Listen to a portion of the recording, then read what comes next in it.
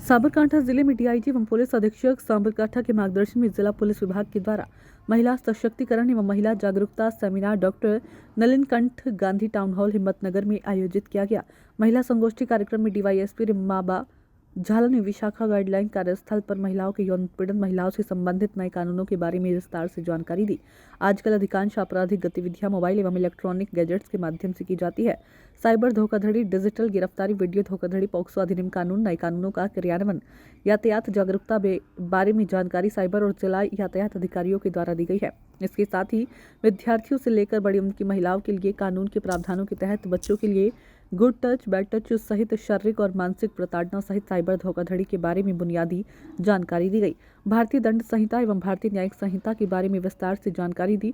नव प्रवर्तित भारतीय दंड संहिता अधिनियम 2023, नागरिक सुरक्षा अधिनियम 2023, भारतीय साक्ष्य अधिनियम 2023 के बारे में जानकारी दी गई, जिसने ब्रिटिश युग के भारतीय दंड संहिता को मौलिक रूप से बदल दिया। साथ ही जिला police she team Abhiyum helpline 181 की कार्यप्रणाली के बारे में भी जानकारी दी गई। इन छात्रों को साइबर धोखाधड़ी में 1930 पर कॉल करके शिकायत दर्ज करने के बारे में सूचित करना है। सेमिनार में पुलिस विभाग के अधिकारी, कर्मचारियों सहित स्कूल कॉलेज के छात्र छात्राएं मौजूद रहे।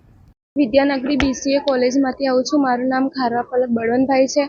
આજે જે આ કાર્યક્રમ થયું છે એ ઉપલબ્ધ અમને બહુ જાણકારી મળી છે।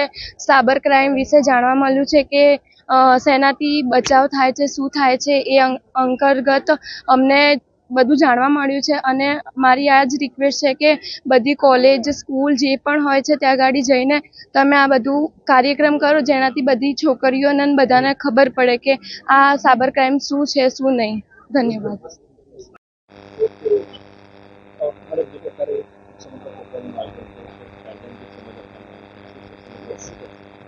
આજરોજ માનનીય ડીઆઈજી સર તેમજ એસપી સાબરકાંઠા શ્રી તરફથી મળેલ સૂચનાને અનુરૂપ મહિલા સશક્તિકરણ અને મહિલા જાગૃતિને લગત એક સેમિનારનું આયોજન અહીંયા ટાઉન હોલ હિંમતનગર ખાતે કરવામાં આવેલ હતું, જેમાં તમામ સ્કૂલ તેમજ કોલેજમાંથી મળીને આશરે 750 જેટલી મહિલાઓ ઉપસ્થિત રહી હતી। જેમાં સાયબર ક્રાઇમ છે, પોક્સો છે, પોસ્ટ પોલિસી છે વગેરે લગત ટ્રાફિક અવેરનેસ છે, તેમજ તમામ જે પોલીસની શી ટીમની કામગીરી છે એમને લગત વક્તવ્ય આપવામાં આવ્યું હતું અમારા પોલીસ ઓફિસર્સ, પીએસઆઈ શ્રીઓ તરફથી તેમજ મારા તરફથી।